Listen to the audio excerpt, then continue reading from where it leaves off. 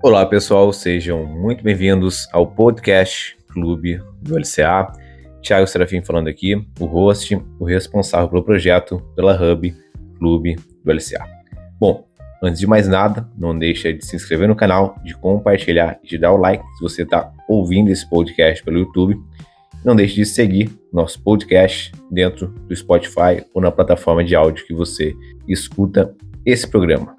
Bom, vamos lá. Hoje eu quero falar sobre um assunto não tão legal, um assunto não tão feliz, que é o insucesso no retorno ao esporte, a falha no retorno ao esporte. Por que existe tanta falha no retorno ao esporte, no RTP? E aqui, dentro desse programa, eu vou chamar o retorno ao esporte, Return to Play, de RTP. Para quê? Para facilitar um pouco mais o meu diálogo e não ficar toda hora falando retorno ao esporte, retorno ao esporte. Vou simplificar na sigla RTP. Ok? Estamos entendidos? Então bora lá. Galera, cerca de 1 a cada 4 atletas jovens que retornam ao esporte após uma reconstrução de LCA sofre uma nova lesão após 2 anos, até 2 anos. E mais de 50% desses retornos são marcados por uma queda no desempenho, uma queda na performance, ou às vezes um não retorno ao esporte original.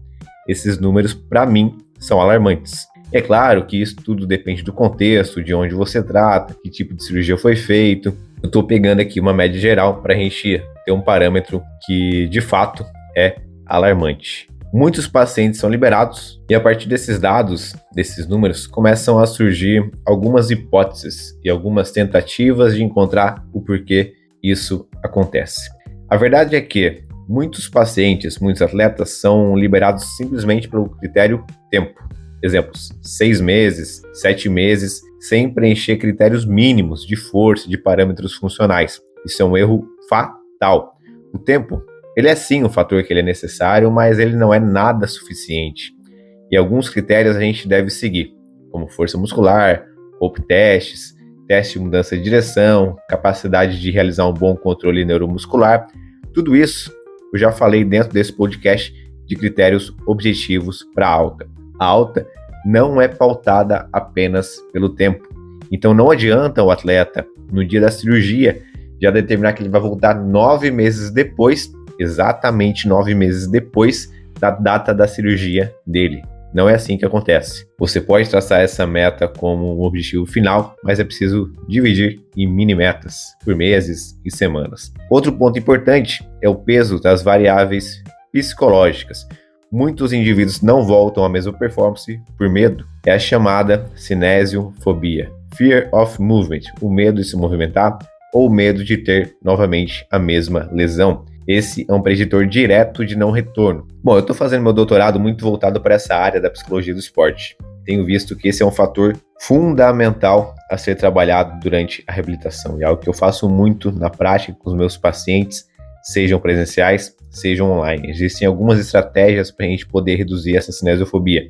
Ou seja, existem estratégias para a gente deixar esse paciente, esse atleta, mais confiante na sua performance. Mas claro, é importante que a gente consiga mensurar isso com ferramentas como a ACL-RSI, que é um questionário, o TAMPA, que é um outro questionário. Todas essas são ferramentas para a gente poder avaliar, monitorar e depois reavaliar se as nossas intervenções estão surgindo resultado. A nossa comunicação importa muito com esses atletas, com esses pacientes. É importante que a gente ouça, entenda todos os processos que eles estejam passando e também que a gente possa educá-los sobre o tratamento. E existem algumas estratégias, depois eu posso fazer uma aula sobre isso, aquilo que eu estudo bastante no meu doutorado, mas não é o tema especificamente de hoje. Existem outros fatores, como a importância do contexto esportivo real, onde os pacientes podem ir bem de fato nos testes clínicos, nos testes de performance, mas se a gente não fizer um retorno ao esporte gradual, treinando de fato esse indivíduo no ambiente esportivo dele,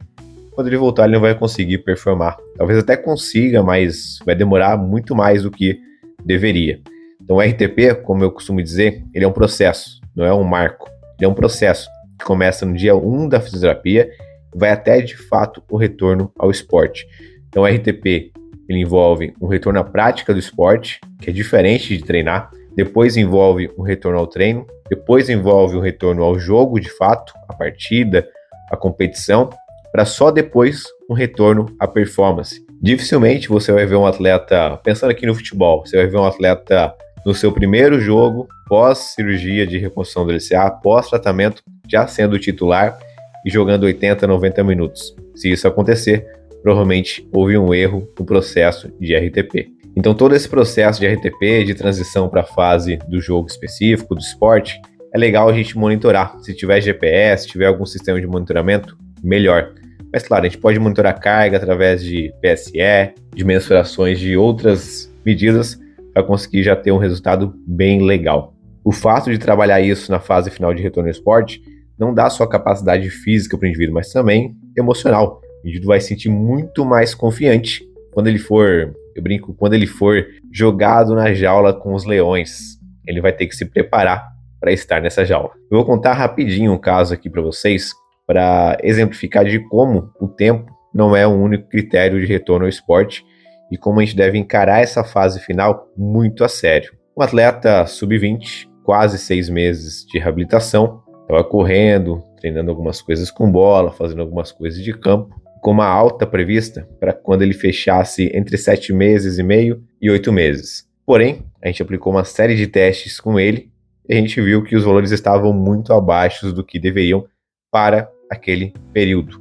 Não só valores de força, valores funcionais, mas também valores emocionais, como a CLRCI estava com pontuação muito baixa. O que a gente fez a partir daquilo? Traçamos um objetivo, traçamos um programa específico para essa fase. Olha, nós estamos assim, nós devemos chegar assim mais um daqui a um mês e assim mais 2 daqui a 2 meses. Para aí sim, de fato, você voltar a treinar. E depois voltar aos treinos, aos jogos, vai ser mais uma transição física. Então depois disso, ele topou, junto obviamente com quem estava, os staffs em volta dele, e voltou muito bem de fato, e até hoje segue performando muito bem, mesmo após uma reconstrução do LCA, que dizem que nunca mais será o mesmo.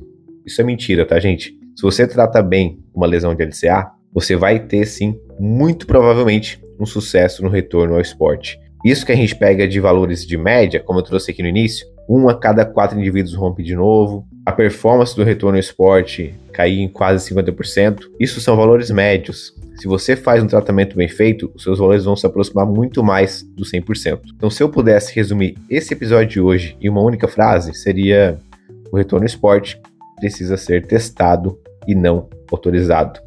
Uma outra frase que eu gosto muito: o retorno ao esporte é um processo e não um marco. Bom, galera, espero que vocês tenham gostado do episódio de hoje, um episódio um pouco mais curto e direto, sobre por que o retorno ao esporte ainda falha tanto. Se você gostou desse conteúdo, se esse conteúdo faz sentido para você, não deixe de seguir esse podcast na plataforma de áudio que você escuta. Se você está ouvindo esse podcast pelo Spotify, entra lá no nosso perfil e avalia em 5 estrelas. Por quê? Porque o Spotify entende que esse conteúdo é relevante. E de fato é relevante e faz com que ele recomende para outras pessoas que precisam dessa informação. Compartilhe nos seus stories lá no Instagram e marca a gente, @clube do LCA. Nos vemos no próximo episódio, nos vemos no próximo vídeo. Tchau, tchau.